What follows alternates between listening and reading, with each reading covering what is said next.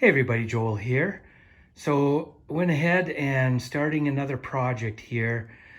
We have a really small mudroom. I'll show you.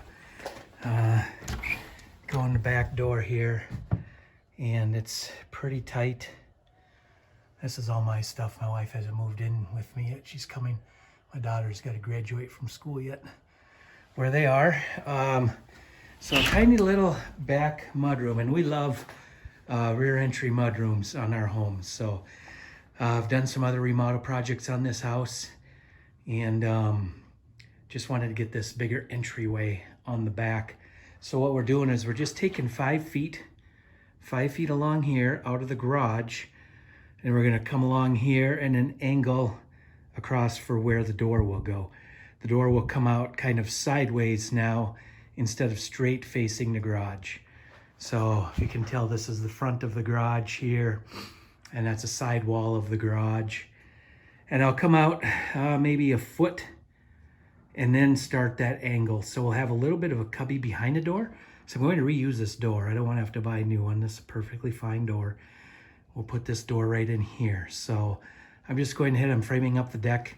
I've got that first ledger board leveled up with the interior floor. That's what's important, is to match the subfloor inside. So you're not going to have a big lip or anything when that door comes out and you want to try to put flooring into your new area.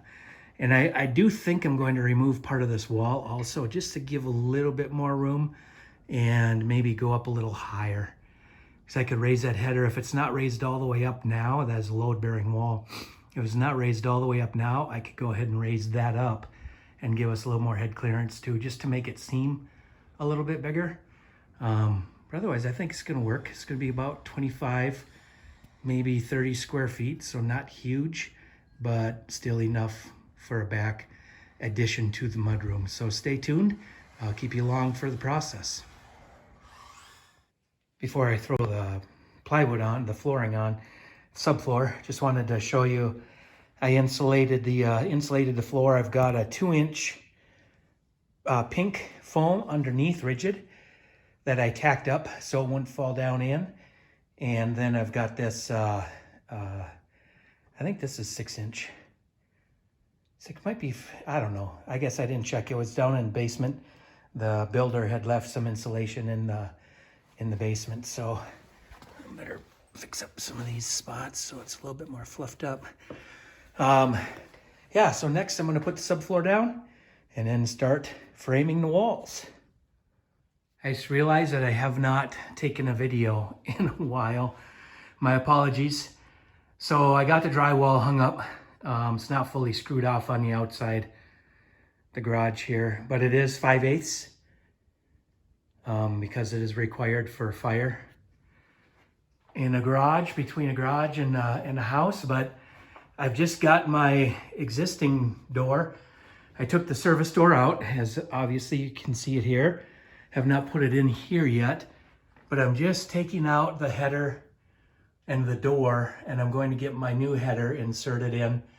I've got a temporary post in. That's this 2x4 right here, right there. Just for a little added support, because that is a load-bearing wall. There's not much of a load up there. It's just a bedroom. So anyways, I've got to get some jack studs in and get a new header put in there. But I did put a first coat of mud on the interior here, and we're moving along. Like I said, I'll get that header cut in. I did get the wiring all done. This is the type of light I put in back here. It's gonna be bright, but it's just a recessed can. And I've got a couple of switches here, a 3-way for the back entry. And I put a future light switch for front of garage lights. We were thinking about putting some LED lights out on the front of the garage.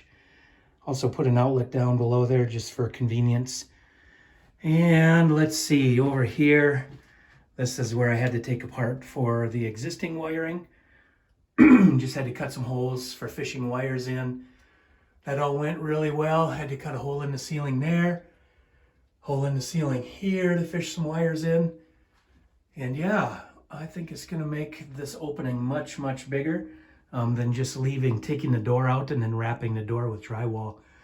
This will be a much, much better installation. So I will continue on here, getting this mess out of the way and then getting that new header framed up. So I'll be honest, I haven't videoed in a little while because part laziness and part just embarrassed that I don't do a taping job very well.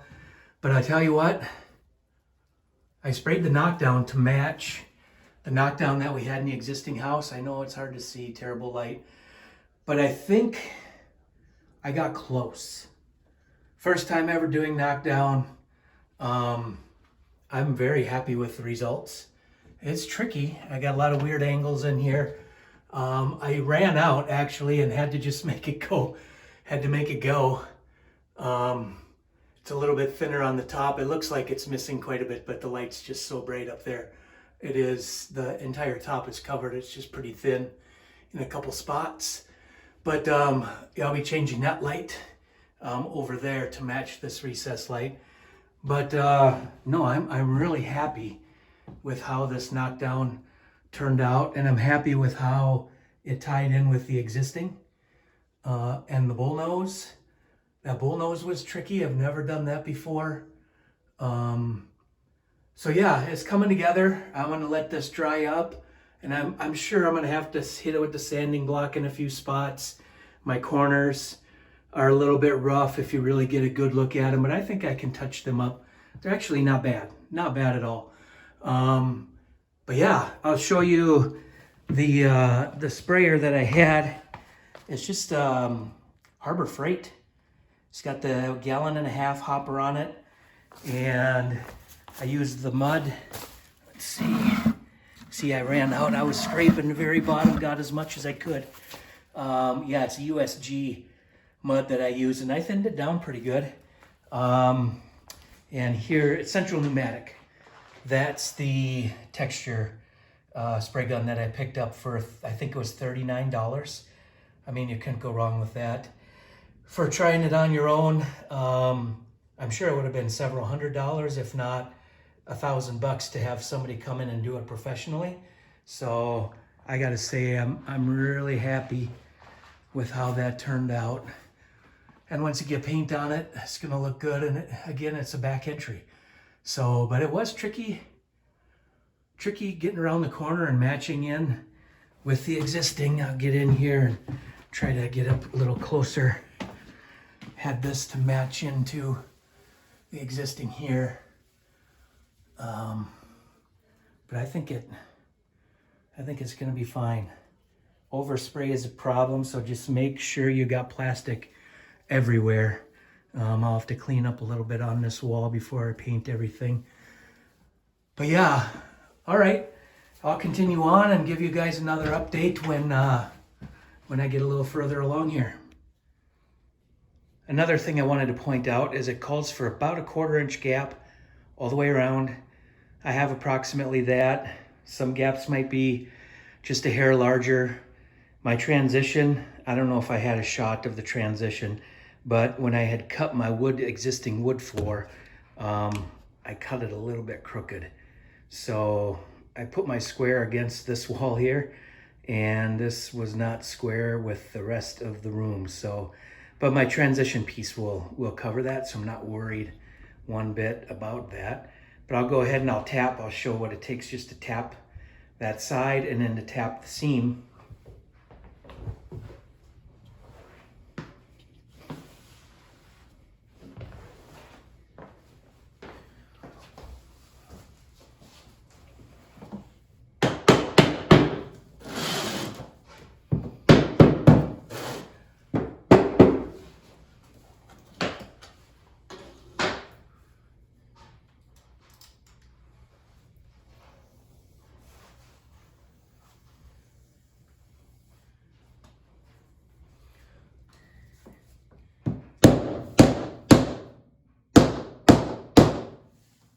And that takes care of that seam, really locks it together nicely. All right.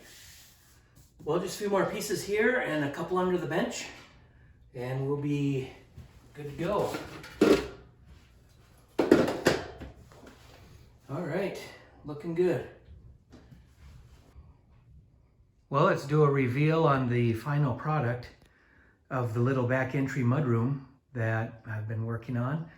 It's been a little while since I videoed the last one. Got the flooring in. But one thing I have yet to do is to build a little back entry porch, so to speak. I don't like that little tiny step. It's not correct. The garage slopes a little bit, so you can see that it's crooked, but it's there just for now.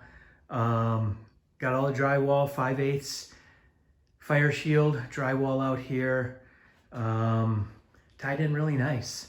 I do want to put a coat of mud out here also to match the rest of the garage. I don't know what I'll do. Maybe a spray texture on the entire garage. Now that I've done it inside, it turned out pretty decent. So, but out here it looks pretty good.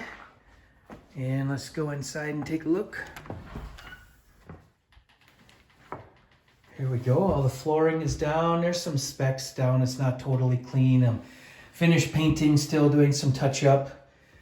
But yeah, this is really good. This is where we plan on having the shoe racks right along here.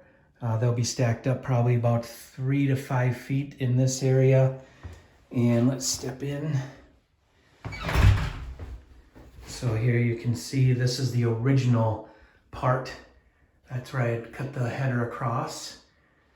And the spray texture, you know, that'll be shown also. But yeah, oh, and outlet covers. I need to get the rest of the house outlets. Covers are P&S Legrand. So they're this off, they're the kind of a matte finish, unbreakable. And I want to match, but these are tough to find. Unless you go to a wholesaler. That's what I used to use all the time as a contractor, was a P&S. But I don't want to put Leviton on there. Leviton is just too shiny for me. I like them all to match for one, and I prefer the matte finish on the P&S. But anyways, enough about that. Here's another view of where we cut this in. This opening is a little more than 4 feet, and the door is a 32-inch door. So that's where, I don't know if I can do it here, show you kind of. The door used to be, the hinges were there, and it came over about 32 inches. So that's how much larger I made the opening. I'm gonna paint that black or get a different register so it doesn't stick out like a sore thumb. But boy, this just enhanced our back entry so much. I've got a transition to put in where the wood meets the tile. But no, it's really come together. One little white paint spot I have to scrape up, no big deal there. But yeah, thanks for hanging in. If you hung in for the whole video, we are really excited how this thing turned out and anxious to get it stocked up and in full use. Thanks for watching, and we will see you all on the next video.